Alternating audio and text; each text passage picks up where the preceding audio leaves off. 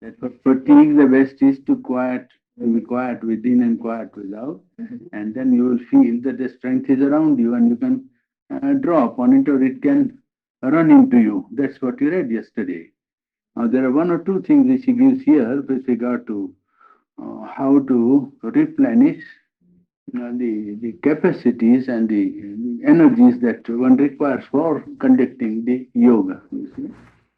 During course of sadhana, one can learn to draw upon the universal life force and replenish the energies from it.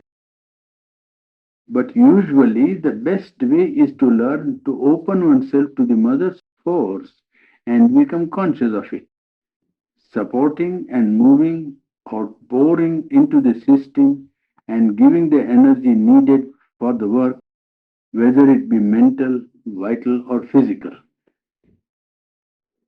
There is naturally a higher energy above the present universal forces, and it is that which will transform the nature and take up the mental, vital, physical energies and change them into its own likeness.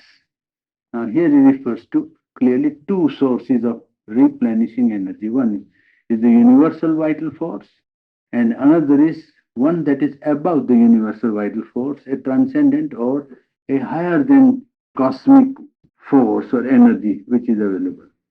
The higher energy from above, beyond the universal, also can come in, and also the universal can be, well, you can say, one can open and get the energy is replenished or revived in himself. That depends upon the, you can say, sort of a habit or a tact of the job. You see, it's a kind of either somebody gets it naturally or one acquires the technique of it or the tact by practice only. It comes that to open to the universal vital force and to allow it to flow into oneself to replenish the energies required for mental, vital, or physical work. That is what generally one does, even sometimes unconsciously. That is, one who is not a yogi also sometimes draws plenty of energy, which is staggering in one sense. One is surprised to know how much energy certain people can put forth in the form of work. And the source of it is not that they have in themselves, but they're able to replenish from the cosmic universal energy and put forth in the mind or life or emotional being. And that opens to another aspect of the yoga works. That work can be done by man aspiring and beginning as an aspirant, that is to say, taking up work as a means for growth, then he remains the one who is doing the yoga of action or karma yoga, and he first gets rid of the desire for action, desire for the result of his action. Then he offers his action to the divine as something to be taken up by the divine, a sacrifice of works.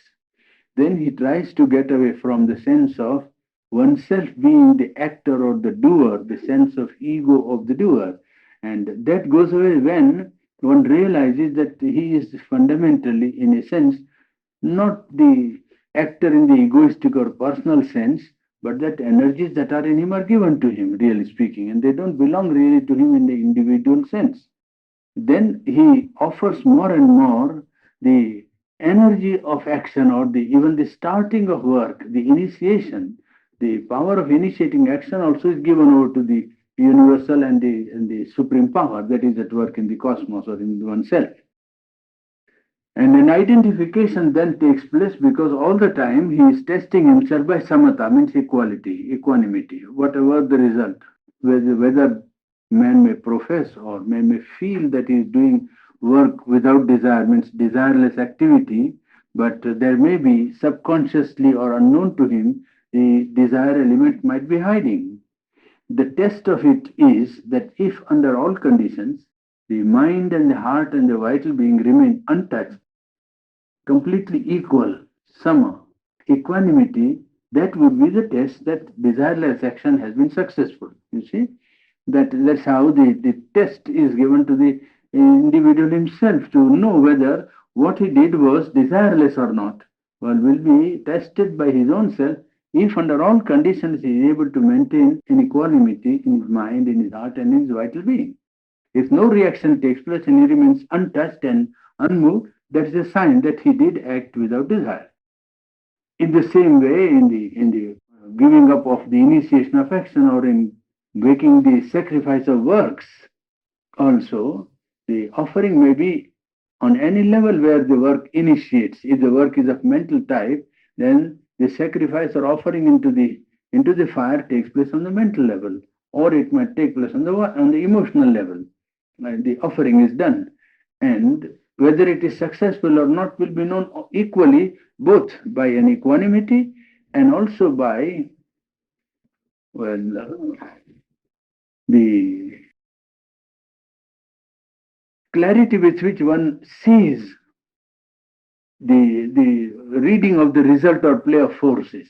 If one becomes so impersonal that he is not only not touched by the results, but he knows and comes to know the play of forces that is working in the field of action, and the part which the energy put forth by him has been playing in that milieu, in that complex of forces, so that he does not become attached to the work and to the initiation of work even, because he knows that it's not the only force that is acting. There are so many forces that are acting, and the forces let on by him or let in by him is something that has its origin in the cosmic will or in the supreme will or in an impersonal power. It was not as if he acted for a personal end for himself, that he acted in compliance with a cosmic will that dictated what he should do under certain circumstances.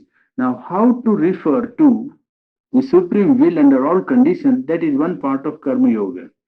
The yoga of action or yoga of works requires that in the process when one is only the aspirant and has not reached the source of all action and of all energies, well, one takes up all actions that come, decides on the highest level of his consciousness what must be done.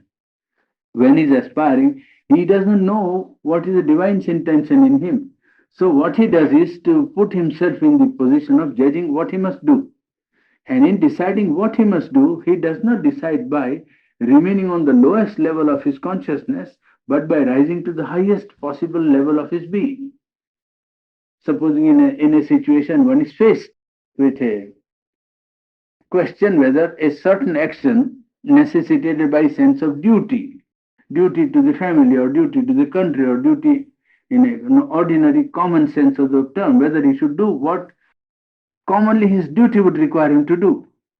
Well, in that case, while deciding, he does not decide by referring to common standards or by personal standard, but he submits this duty, or so-called, well, to an impersonal standard within his own self.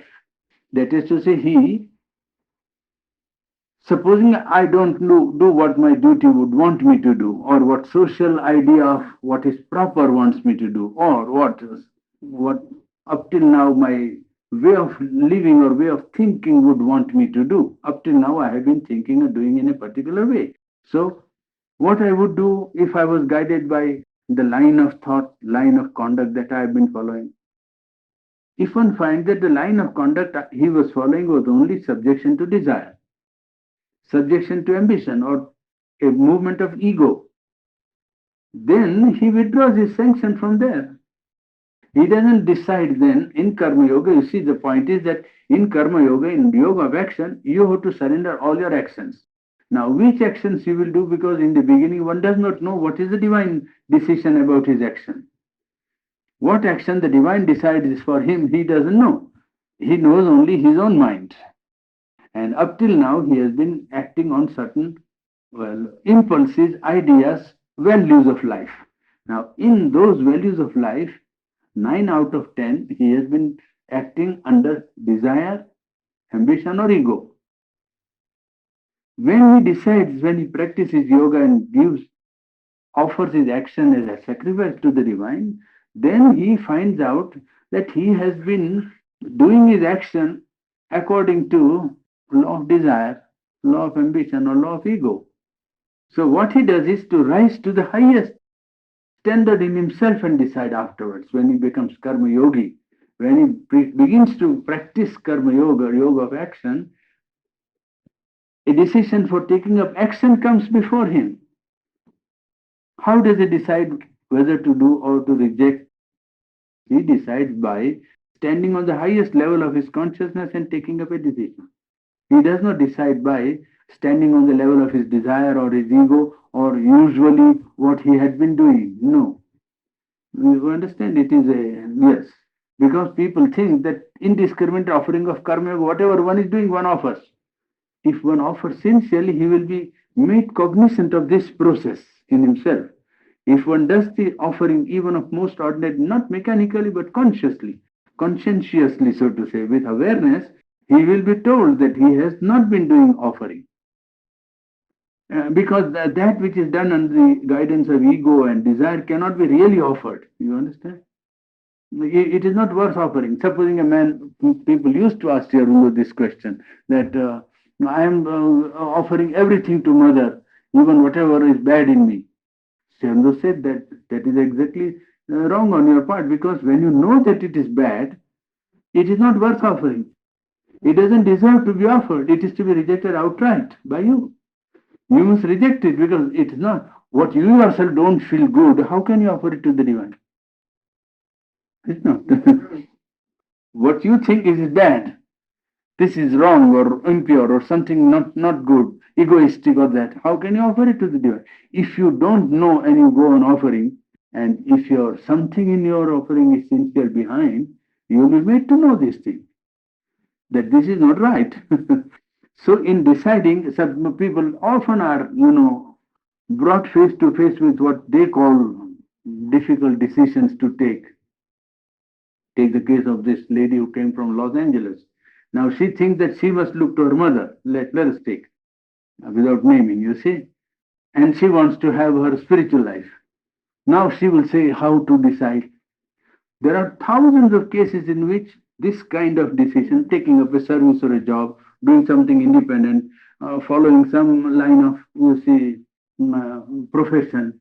Now, in this, the decision is not to be taken by, if you do karma yoga, I mean, not to, otherwise you are free to decide what you like. That's another matter. But if you are trying to practice karma yoga, then what you do is that you submit it to the highest standard in you, the highest value on which you stand. You don't observe them, what you have been doing, so I go on continue to do. Then your yoga also continues going round till you awaken. Yoga is awareness, being more conscious. Therefore, if you go on doing something unconsciously, repeating a round, that up till now I have been observing this, so I will go on doing it. The time must come when you must reconsider and say, no, this is to be reconsidered. Why should I go on doing what I have been doing? Is it in consonance with my offering it to the divine?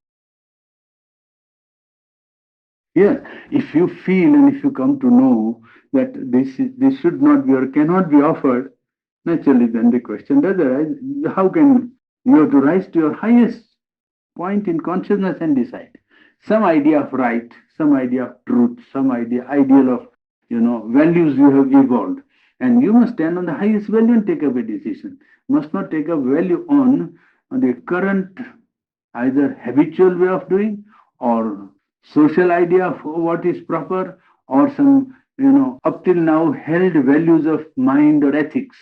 All those must be again reconsidered always, you see, in karma yoga, because you are trying to come in contact with a divine truth, with a divine reality.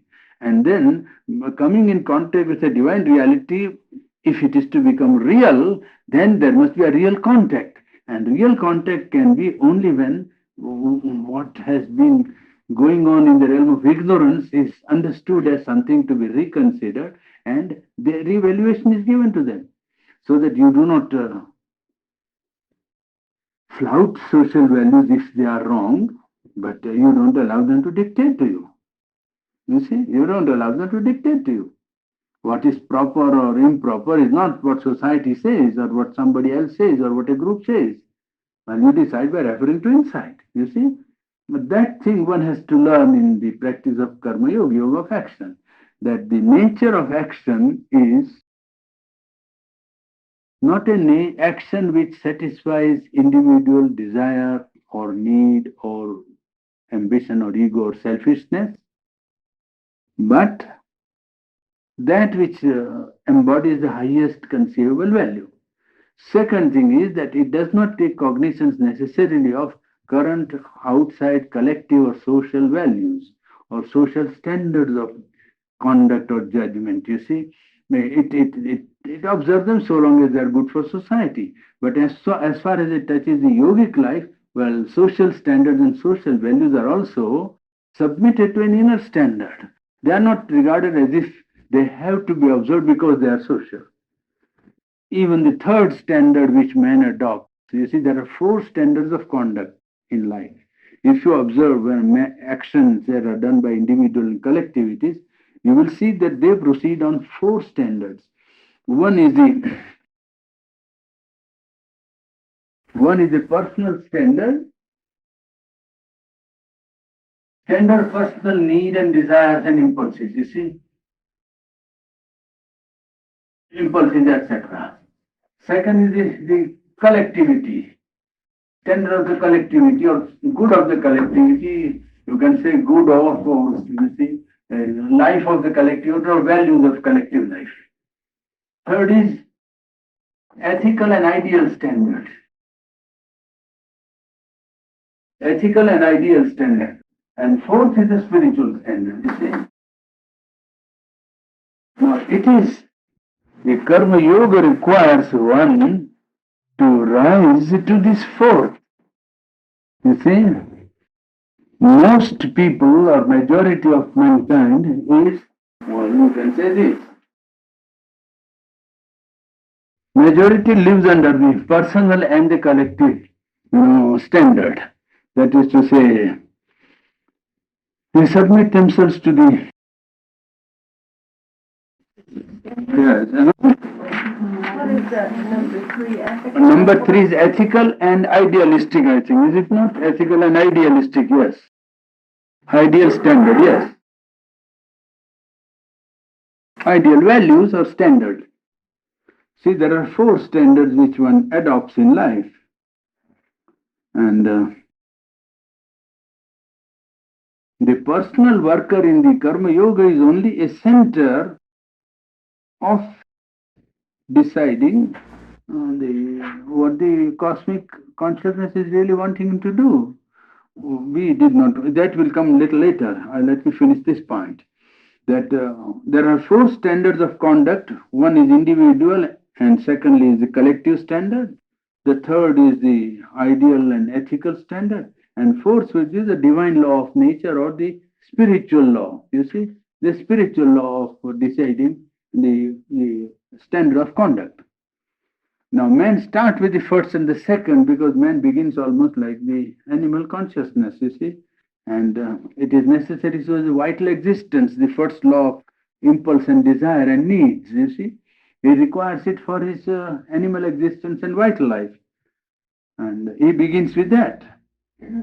And he is not yet conscious of the divine when he is living on that plane. He has not awakened to the need of any inner life or truth. So naturally what he follows is the need of his life force and desire impulse, and whatever is indicated by the movement of his desire and ambition, he follows, goes on following. And he might not be absolutely egoistic in his needs and desires because he will be surrounded by his family or tribe or clan or group life, and the group life naturally also gives him an extended field. And when his needs and so on have become more capable of satisfying itself, and it cannot be fully satisfied by alone as an individual, he takes help of the group life to more effectively satisfy his own desires. Because man, from the point of the evolution of history, from the very beginning has been a collective being. Man has been a social animal. He has not lived like the animals, only the pair, husband and wife, man and woman, you see.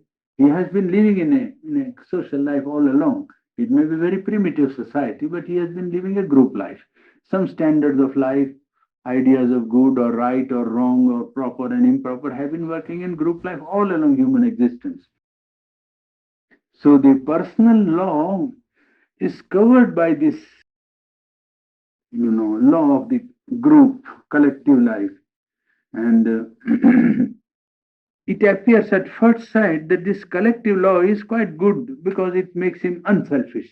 It makes him less personal. It makes him less acute, you see, as an individual being. But this larger law of the collectivity, you see, law of the group, is only nothing else but extension of the law of individual need and individual, personal desire. Because it puts the desire of the group, ambition of the group, and need of the group in preference to need of the individual. The second standard, generally the two go together in ordinary human life, the personal standard and the collective standard. And in the collective standard, at first sight, it appears as if, well, man has really given up his ego and widened out into something great and something true.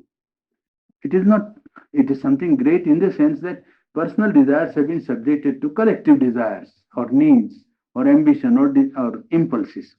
But it's by no means is something that has raised man to a level higher than the animal because both of these move on the vital plane. All these move on the vital plane. The plane of both these is vital. It is here only that the mental plane first comes effectually into operation. You see? When evolves a standard of action or conduct dictated by an ethical idea, moral idea, intellectual idea, then he really evolves or evokes into activity or dynamic movement the mental consciousness.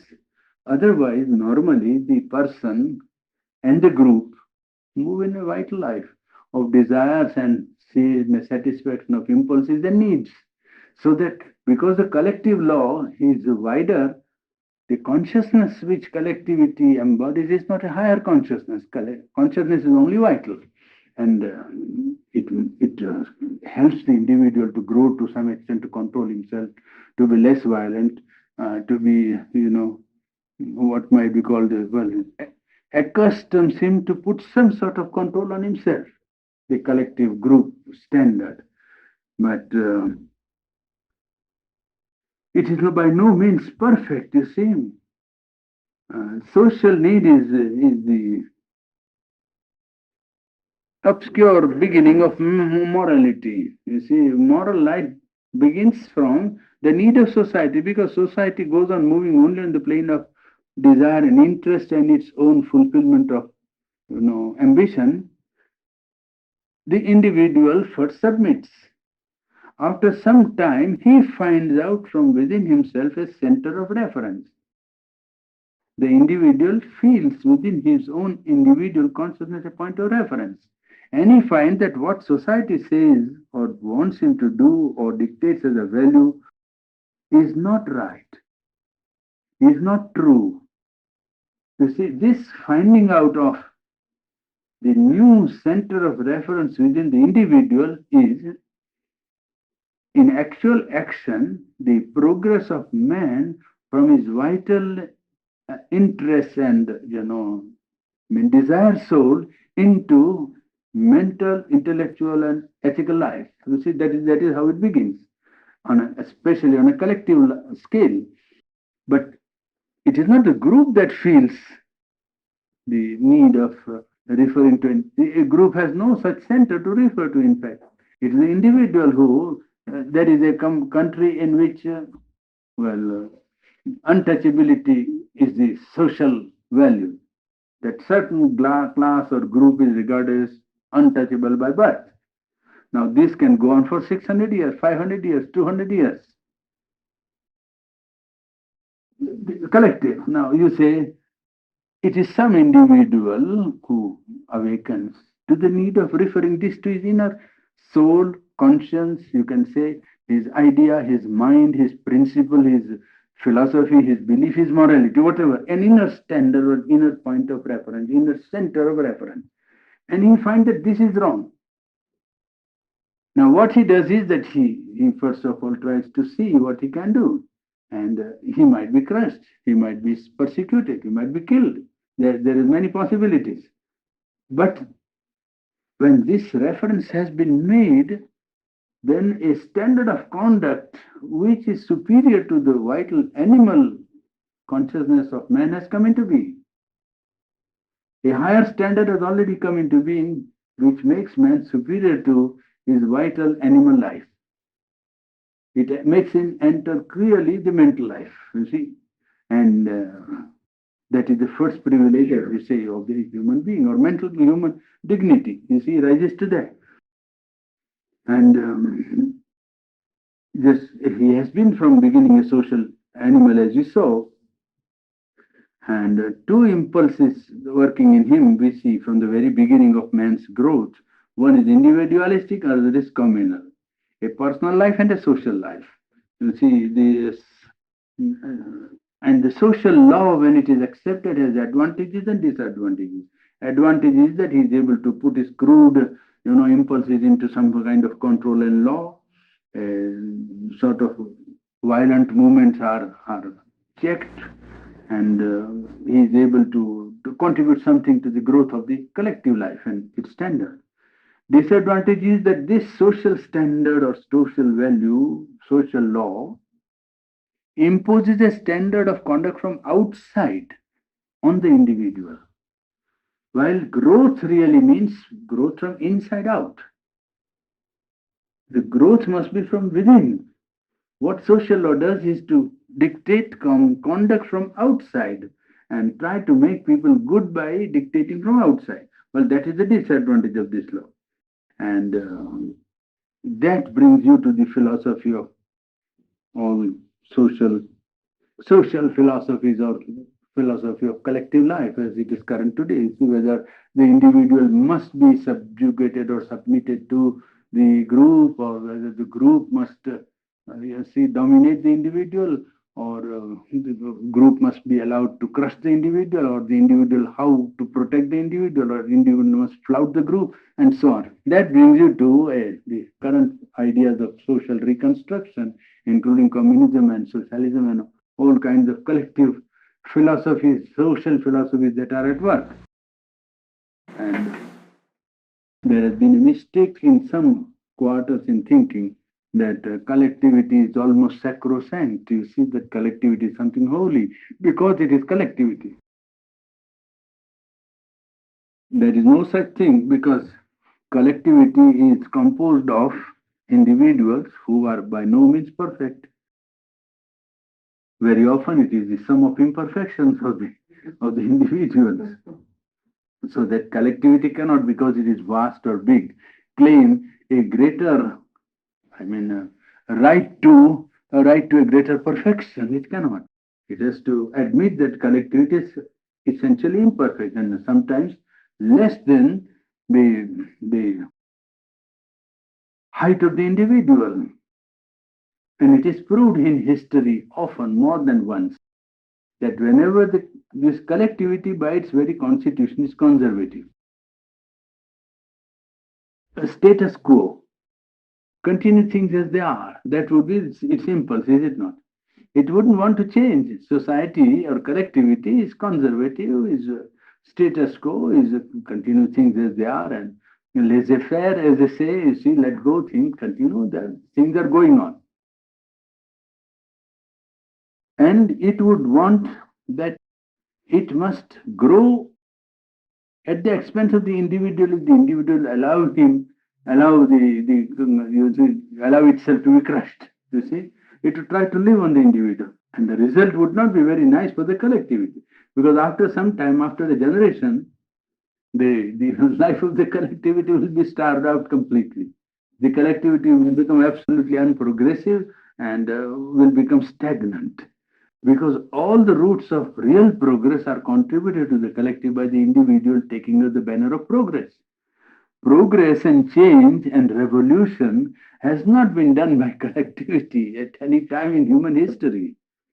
Progress, change, revolutionary movements have been initiated by the individual. And it is because the individual has the point of reference of conscience, you see.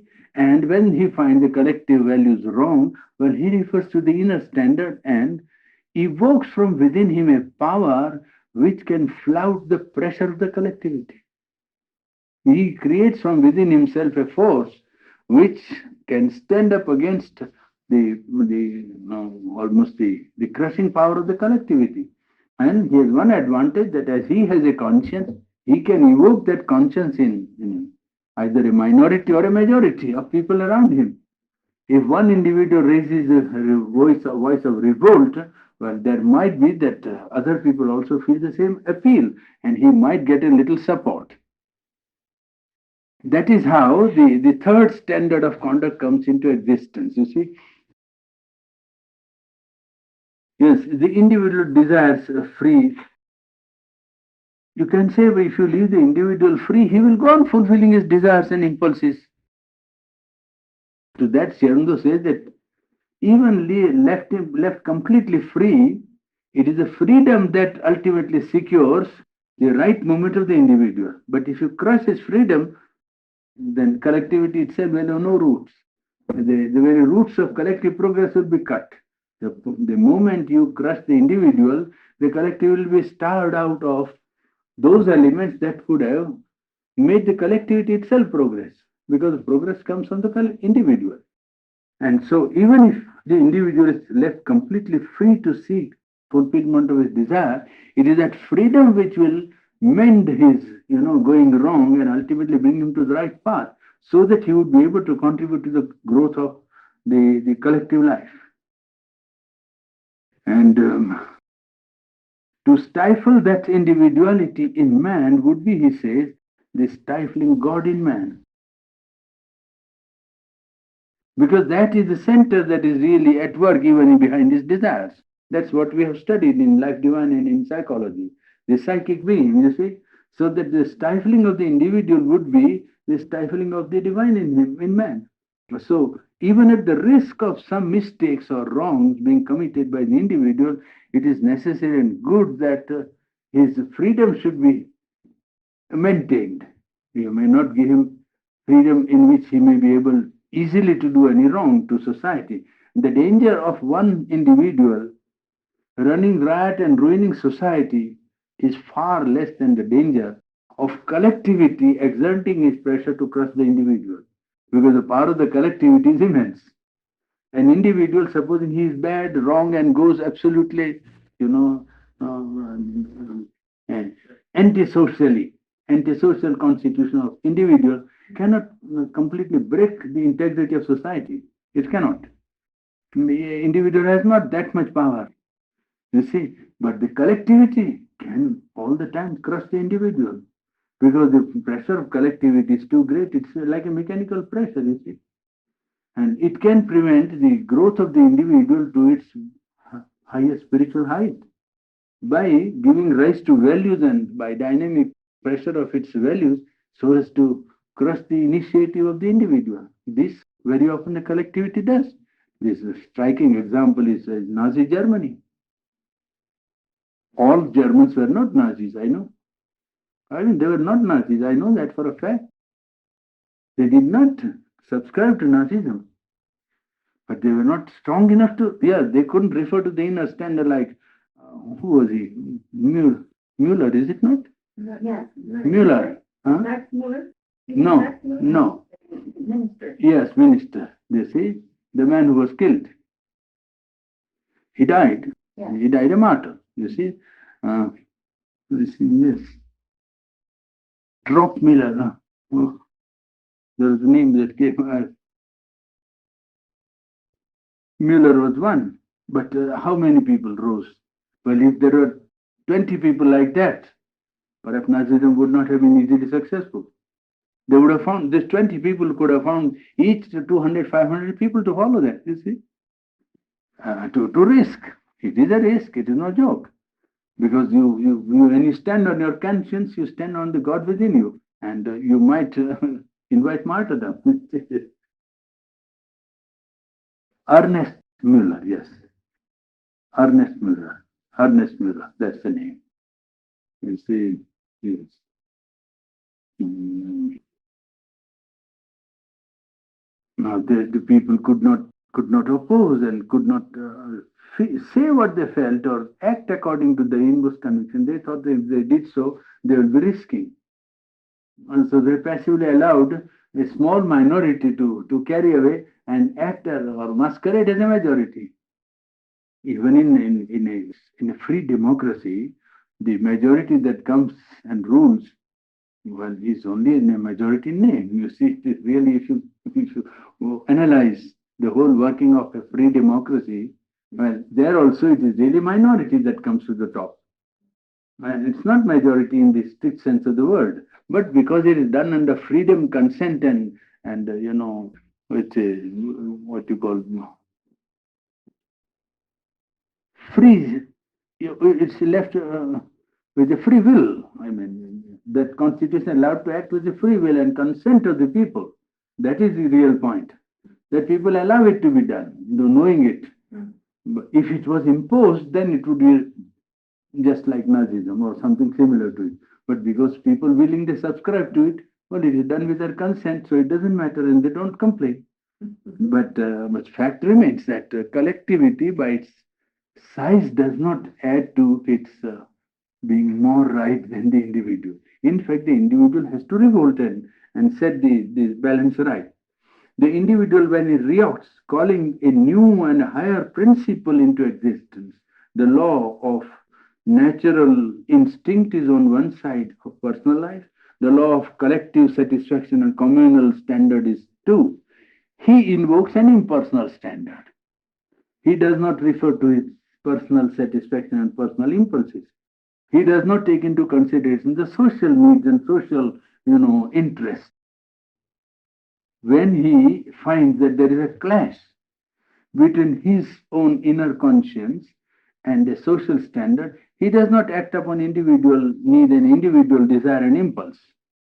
There is an individual on one side, his own impulses and desires, collectivity, selfishness and its desire. These two are in clash. What the individual does is to evoke a third higher principle, which is independent and impersonal to both, to his own personal need and to the dictate of the collectivity, so that he puts a greater break or greater check upon his own personal self, at the same time upon the dictate of collective life. So that a man who evokes a higher value of life, ethical or idealistic, submits himself to a strict discipline. He does not allow his impulses to run riot or rampant. He can't.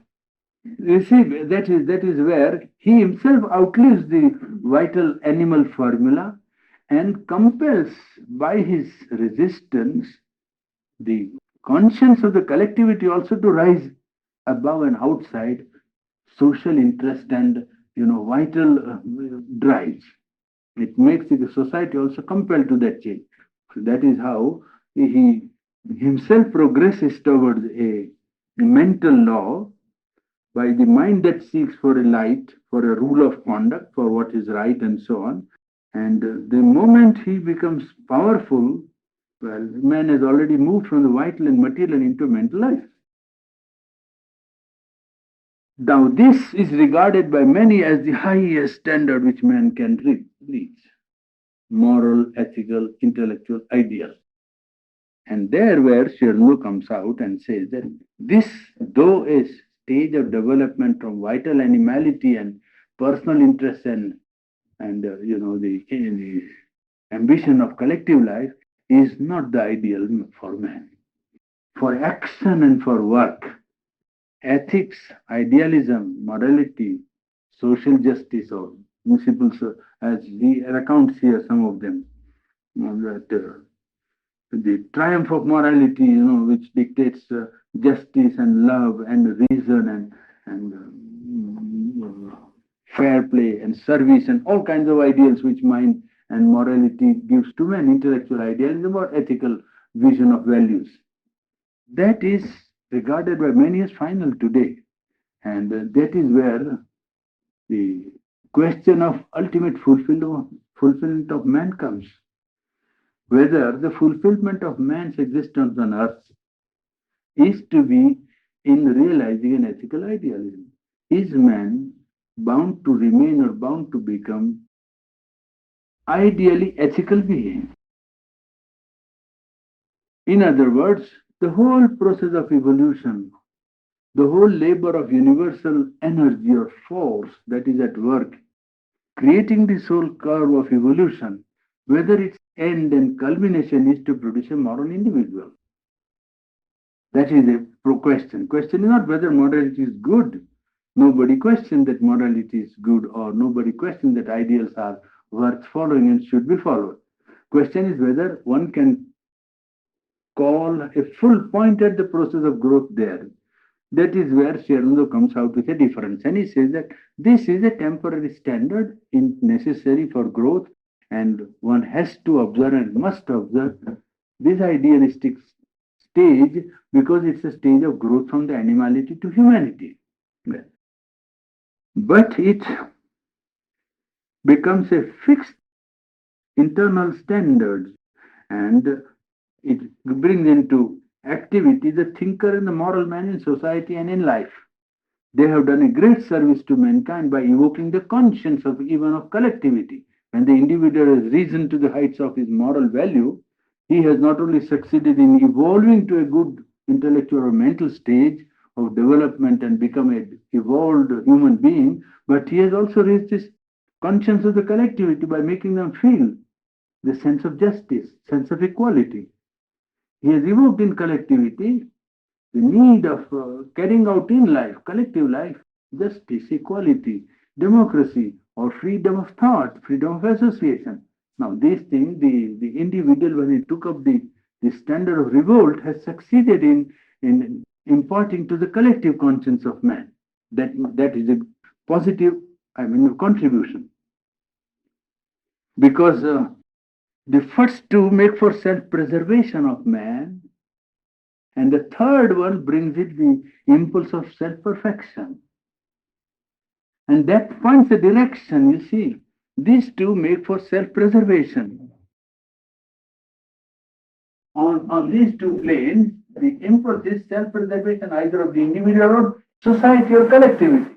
Whereas here, it is an effort at self-perfection.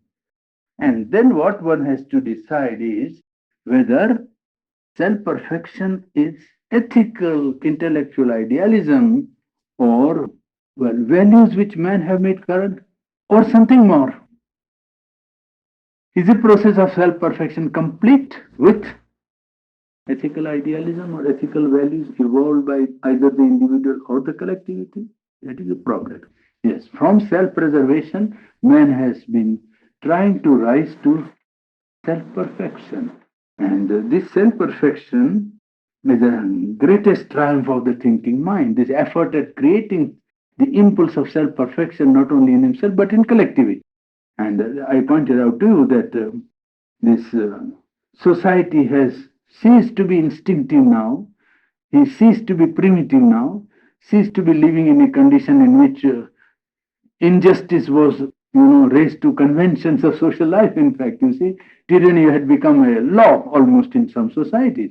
Feudal society in England, or society, primitive society in Africa, where society itself had set up conventions which were unjust and tyrannical. Hindu society, untouchability or sati, and so on. Well, the individual, by rising to this, has created the progress of collectivity from instinctive society to intellectual society, creating social justice, sense of righteousness, and equality among the people. The limitation of this is that when social standards are established, they tend to become rigid. That is one.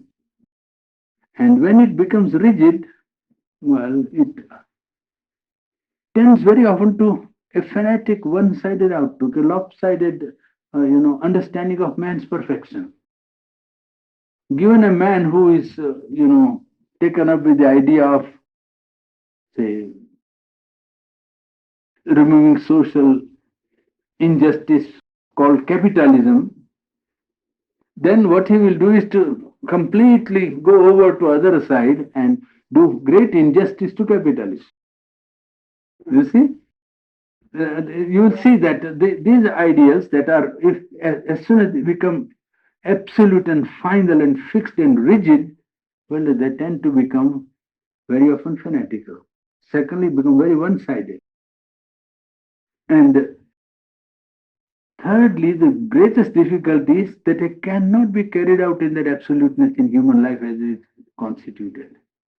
No moral ethical ideal can be carried out to its absoluteness in life. There is always a compromise. The latest instance you can say is of Gandhi, non-violence, and what he had to do was compromise almost on every question. You cannot become ideally non-violent in life and continue living, because you will be living on some life, on a matter of principle, metaphysically speaking. If you want to live, you must live on life. Well, then if you want to become non-violent, you should cease to live. There is no other way. Ideally, then you compromise. We give credit to these great people because even to the extent that they carry out, it is a great service to humanity and their own greatness is there. But ideally speaking, when we are judging of the ultimate destiny of man on earth and its fulfillment, then we have to be, we have to be subtle and comprehensive, because we have to take a very large view of these questions. Whether man is to stop there. Well, he says that if you stop there, will be compromising all the time, isn't it? Second difficulty points out is that these ideals contradict each other. All ethical and intellectual ideals contradict each other. A man stands for individual freedom, another stands for collective freedom. Or they must clash. Man stands for justice, ideal justice. Another stands for love. Well, what the ideal justice will require will be contradicted by what the ideal love will require, you see. So that they tend to contradict each other because first they can't be applied fully to life in their absoluteness. And they dictate a compromise with life, because life has no such ideal. Life is, is like a stream of water that wriggles through any obstacle. It will not allow these people to dictate to it. You see, it will not submit to it. Its law is, we have seen, its law is delight. Remember, isn't it? Self-fulfillment in delight. Life will not. He find that no, this is limiting it to a certain, way of either behavior or action. Life will throw it out. It will compel you to compromise all the time. Well, secondly, there is a self-contradiction involved in the carrying out of different ethical or intellectual and moral ideals. Therefore, he makes out a case that the fourth one, the spiritual ideal of a divine law of conduct, is the only highest standard to which now he must rise. Karma yogi, that is where it comes to our yoga life. Yoga, it is connected here. That the karma yogi who does action or wants to do action for growth to a spiritual truth, he has to rise to this fourth standard, the law of divine standard. What does the divine want him to do, not what morality dictates him to do? And then for him, the problem will be how to find out the divine will. That's true. In him, how to evoke in him a capacity or a power or a concentration or a process by which he can know what is the divine will. We have tried to see up till now that divine will can be evoked or known by the aspiration to realize the divine in life. The aspiration itself makes a point of contact with the divine, a point in the subtle in the beginning. That is one. And then rejecting all personal standards, all ideas, all thoughts, everything that comes in the way of individual connecting himself with the divine is rejected. That also eliminates the forces that would come between him and the knowledge of the will of the Supreme in him. Thirdly, the process of surrender makes the contact with the higher consciousness of the divine or supreme reality, well, more possible and more dynamic. So that these three put together, well, given the maximum psychological effectivity to contact the higher consciousness, to know the divine will or supreme will. But even then, you say that when he starts, he doesn't know the divine will. And therefore, in the beginning of the talk today, I said that when he decides the action that is put before him for decision, he must rise to his highest point of consciousness and decide. Because man has not yet, he has aspired to the divine. So, supposing he has to know whether he must accept a certain proposal or not, well, then he has to put that into his aspiration. He has to put that into his aspiration when he sits down for aspiring or when he goes in the course of his life, maintaining his aspiration. He has to repeat this aspiration and in their aspiration, this question whether this is right and whether I should accept and put it to the divine for decision. You must wait for the reply to come. You see, and in that there might be a question whether the reply is right, whether it is his own subconscious that is replying to him, because 9 cases out of 10, when you are not very sincere, that will happen. When one is sincere, that is not so often a repeated thing, but when one is not sincere, it is bound to happen like that, that one has a reply which he likes or which he wants, you see. he almost says to the divine, please give me this reply, don't give me that other reply, I don't like. And he often gets and says, now the divine has told me what I have to do. He could have even decided without referring to the divine. But that happens very often. But when he's sincere, then he will get a guidance. And the best way of getting it is to use one's own discrimination or discretion. Whether it is desire on which one is taking up a stand, whether it's on ego that one is taking up a stand, whether it is a continuation of a current conventional habit of behaving that he is doing, or whether he is only obeying a social pressure, one must put to his own self. And by his own discretion, he will be able to know where it is. Well, if it is any of these, he can himself reject it out of hand. He can do it himself. He didn't need even refer. It is only when there is a real conflict between two values that equally tenable from the point of view of either moral values or intellectual idealism, then you have to refer to the inner guide, the spiritual voice within or the divine presence, and with sincerity and total surrender, leave the decision to the divine and ask with an absolute impersonality the indication. One will get the indication. It may not be the decision of the highest divine, but it is one that is intended for the sadhak, for the disciple. It is next step which will ultimately lead him to higher and higher indication, either an intuition, an inspiration, or a guidance by a voice, or guidance by a indication from within his own self. You see? So he is pleading that one should not stop.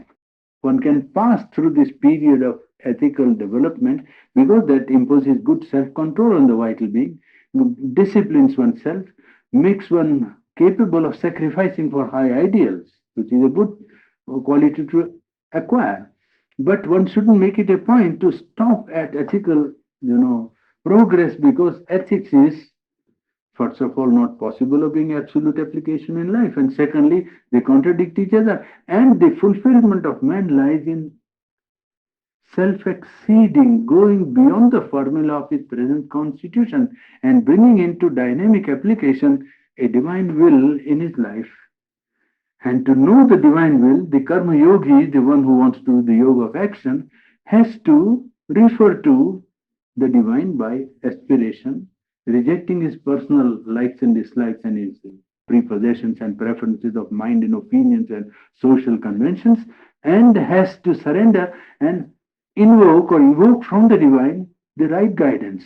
What comes to the individual is the guidance for him, and he can take it up as a well, as a temporary guidance to be replaced by a still higher guidance, to be replaced by a still higher guidance. And it is step by step that the cosmic will and the supreme will is revealed to the individual in his own self, so as to make it possible for him to fulfill the divine will in his individual life. And if he is intended to fulfill the universal will also and act as an individual center of action or work of universal divine or the transcendent divine, that work also will be shown to him. I suppose that's the end of the story. There is one point which is relevant to this subject, I think, one subject which is from Tome 1. He says to be able to receive the divine power and let it act through you. Now we are referring to this fourth one, you see. We are now referring to this fourth one when you speak about it. To be able to receive the divine power and let it act through you in the things of the outward life, in external life, not referring to your inner life, but to outer life, in your own daily, work. There are three necessary conditions. One, quietude and equality. Remain completely quiet and equal, undisturbed and summer. Quietude and equality, not to be disturbed by anything that happens. One, to keep the mind still and firm, seeing the play of forces but itself tranquil. So that is one. Seeing that these things are happening, but oneself remaining calm and tranquil. What? Second thing, absolute faith. Faith that what is for the best will happen, but also that if one can make oneself a true instrument, the fruit will be that which one's will, guided by the divine light, sees as a thing to be done. Kartavyam karma, the thing that must happen will come. With a faith that what is best will happen, and if one's will is in harmony with the supreme will, well, what one has will happen because it is a supreme will. Thirdly, receptivity, power to receive the divine force and to feel its presence and the presence of the mother in it, and to allow it to work, guiding one's sight, guiding one's will, and guiding one's action. That is the way to carry out in life the divine guidance, you see. A receptivity, a power to receive the divine force. Another relevant to the same subject from Tom 1, you see, how to become an instrument of the divine, which comes to the same thing, how to act as in the value of the spiritual, you see, divine guidance. A receptive silence of the mind. Make the mind silent with a will that you will receive something from the Supreme. A receptive silence and effacement of ego in the mind, mental ego, effacement of mental ego, and the reduction of mental being to the position of a witness. Watch, detach. Don't allow mind to meddle and act and decide and want to know. No. Throw it out and say you stand quiet. Yes. Witness. Position of the witness. And a close contact with the divine power and an openness of being to that one influence and no other are conditions for becoming the instrument of the divine, moved by that and that alone. Well, I think that those two things are relevant to this value that we spoke of. Again, Purani, reduction of mind. To the position of the witness, is it? Yes. Sometimes one will have a question, Yes. and you'll open a book, and there will be the Yes, answer. that way, by an incident, by something which you think to be accidental, by it comes in most unforeseen and unpredictable manner sometimes. But it does come when one is sincere and is wanted and wants only to do what the divine wants him to do. It will come. There is no. Report. Can you feel it? Can you feel it physically? Yes. You can. How can you make sure that that's before us? Well, You can, by practice once, first of all, and also by knowing the decision that comes and carrying out the decision. So when you feel a lot of force, a lot of activity, acting physically, is that sending you? I mean, that you can. That's very evident that is force that's coming Yes, down. yes. Especially when you open to the higher power, to a spiritual entity or spiritual force or a divine consciousness, and if it comes down in response to that, well, 8 out of 10, it is the divine current that is coming. Now that divine, that force, he said, is that always that the mother force? Yes, yes, the power of the Supreme Mother and the Divine Mother at Pondicherry also. Because we don't make a distinction, we don't make there is a person or somebody and then the divine consciousness or somebody. It is, yes, it is on that center that the higher consciousness is working as a channel or working as a canal to canalize itself. But it can go anywhere, one can open directly. It is not that one can only open to the mother at Pondicherry. That is not condition at all. Mother at Pondicherry is related to so many persons who even don't know her, who don't know about her, but she knows them. Some of them she knows, and most of them they are not known to her personally, but she knows that there are large number of persons who are related to her in a spiritual being, and they are in contact in that sense. Though personally there is nothing that has happened to bring them together, but that is not important in spiritual life. To know the person is not the most important part of spiritual life. To know the divine, that is most important, and want the divine. You see, that makes the contact with the higher consciousness which is acting. And then whoever wants the divine is naturally in contact with the divine if he is sincere in wanting. Most often, the difficulty is that people, when they say they want the divine, it's rather doubtful whether they want. That's the difficulty. This feeling, you said you can feel the force, that comes for guidance. Can you, when you receive guidance from different sources, as example, if you receive guidance from Mother and receive guidance from Sri Aurobindo, would it be a different feeling? No. You wouldn't know which it was coming from. Because they embody one integral force, you see, one divine force. They are two sides of one and the same reality, so to say. One embodying the Purusha aspect, another Shakti aspect, you see. So when you are devoted to Sri Aurobindo, you are automatically devoted to Mother. Really, if you are devoted to Sri Aurobindo. And if you are devoted to Mother, you are automatically devoted to Sri Aurobindo. Whether you feel it or not, it doesn't matter very much, because your nature may be such that you like Mother or somebody likes Sri Aurobindo. But that is only a question of, strength of nature.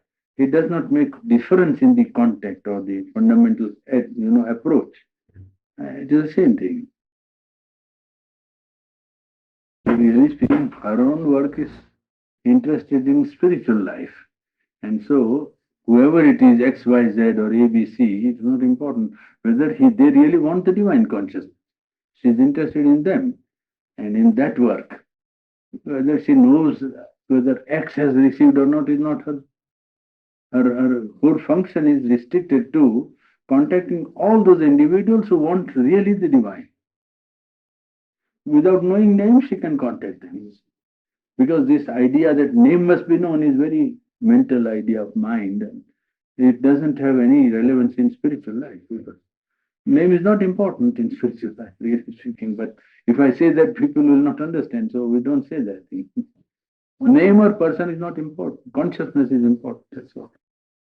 But to focus it, the force or help on to one person that needs it, or as they individually need it. No, it's not that. You see, it is not that way. The individual is not, because if the individual is not known, help will not go. It's not like that. You imagine, 10,000 dynamos, 1,000,000 dynamos. Now, wherever the opening is there, the current will go. That's all. It's not necessary. It must know number 10 is there. Oh, whether X is open. No, it's not necessary. Is there opening? That's what is wanted. Is there an opening? a sincere desire for the divine, well, the help goes immediately. And mother knows it is going somewhere like that. It's going somewhere. And she's happy to put it. She doesn't want, he must know that I am putting it, I must know who he is. This is mental life, you see, and very much vital life. To put it last is physical life, because we give the most importance to his body, which has a name. After who has a name? The body has a name. Oh, it's all right. You neglect it and say, oh, it's all right. Oh, you call it by any name. Consciousness. And consciousness that is open and consciousness that is closed. From the spirit, when you live on that plane, you know that men are there because you have to deal with consciousness, but men are not important. Really, man has no place. It is consciousness which is open or consciousness that is closed. If it is open, well, it is connected and it's related also. A relation is there, a give and take, an interchange, and everything takes place. If the consciousness is closed, well, then there is only pressure that is exerted. That's all. They won't help. Why should the help be given? It's logical, is it not? They don't want help. That would they don't want. Otherwise, they would be open. The sign that they want help is they open to it. If they don't want to, they don't open. That means they don't want. That is what Sri Aurobindo told Dilip when he first came. Why did you give your knowledge and delight to all humanity? He did not answer for 2, 3, 4 minutes. Then he repeated the question, why don't you give your so much knowledge you got? Why don't you?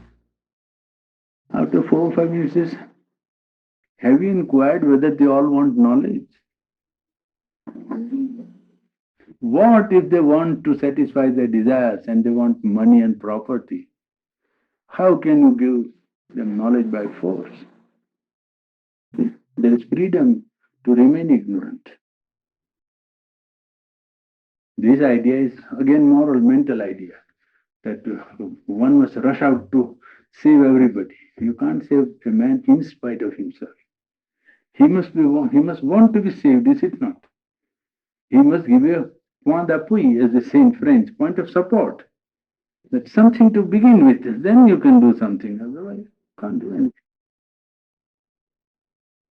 Dimension of consciousness, you see, where mind has no capacity to know or to judge, to understand. Therefore, it's a spiritual realm where other laws, other works, other way of dynamics are quite different. So mind for mind to understand, like to create an opening just to help if possible, but the action is independent. That in the Life Divine, you remember one of the lectures in the beginning, that the higher consciousness operating without resorting to any outer means, just like the ballistic missile being launched from a position and directed to a point of, reaching. That's all. For that, it's not necessary to have any outer, action. You prepare at a certain point the base of the ballistic missile, and then you let it off, it goes. Well, something similar in spiritual life. A will that is in the cosmic consciousness and identified operates and puts a force, and it works, that's all. It goes to the target. It is not required to think and act and say and write and read and communicate with mind, not at all. There never is a case where one who is wanting help is not given. Not one case. Not one. In the whole world. They only make it so they only want to put divine in pocket. They don't want divine. In spite of them, first thing is they will revolt. First thing is, oh, look at him. He says that you can realize divine. What a fool he will begin like that. That's the first result. If you try externally to help them, the best way you can enter is to reach the divine yourself. That exerts pressure on them. And if that pressure works, well, it is a good fortune. If it doesn't work, there is no hurry about it. Otherwise, if you go externally, there is a proverb in our language that when you go out with the best thing in your, wallet for free distribution, your bona fides will be doubted. First thing will happen is that why is he out?